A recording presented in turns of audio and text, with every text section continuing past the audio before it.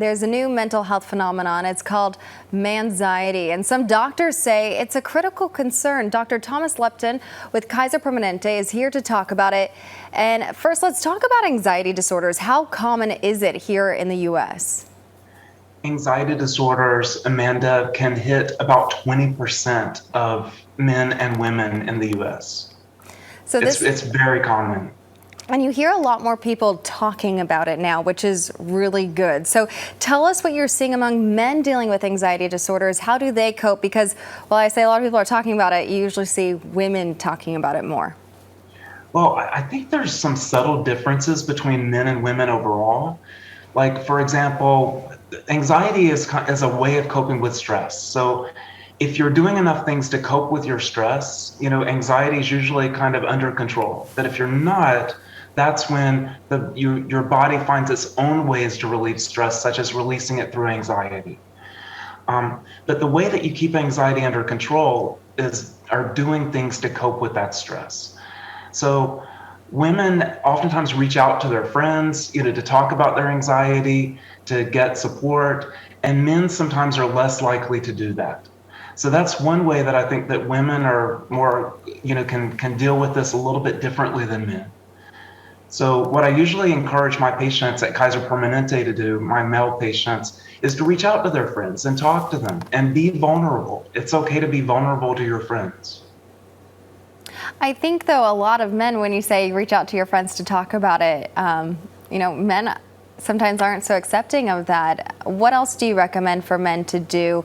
What can their partners do if they notice it? Anything like that? Sure. Well, there's many ways to cope with stress, and one way is exercise.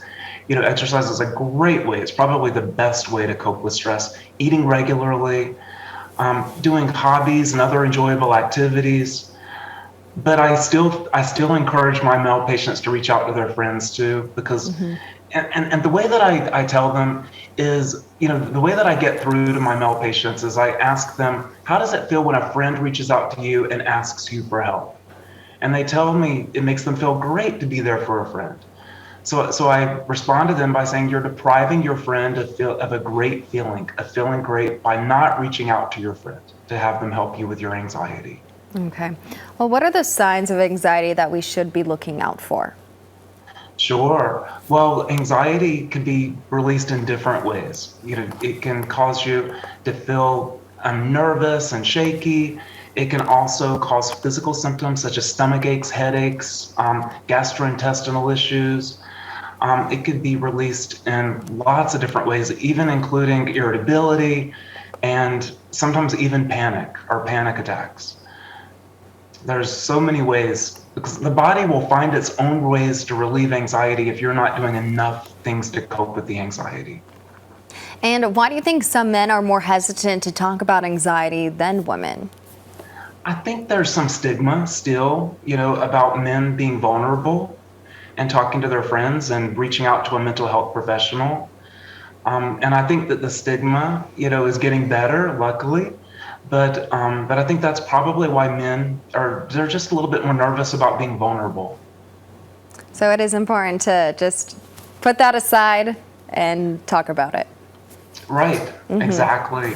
And I do think that, just reaching out to their friends, I think after they do it once or twice, it's so much easier. But that first time reaching out to a friend is sometimes the hardest.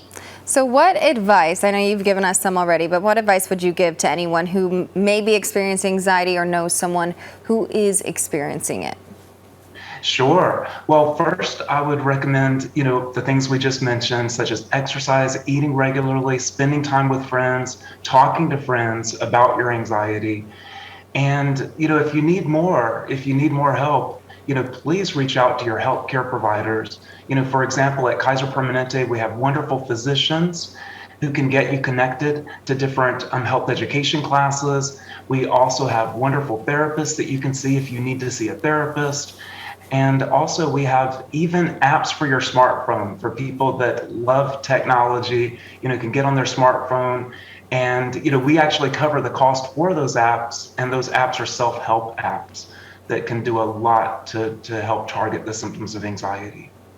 All right. Well, thank you so much for all of that guidance on that. I know this is an issue that a lot of people are facing, especially with all the anxiety that's mounted up through the pandemic as well. So a lot of useful tips there.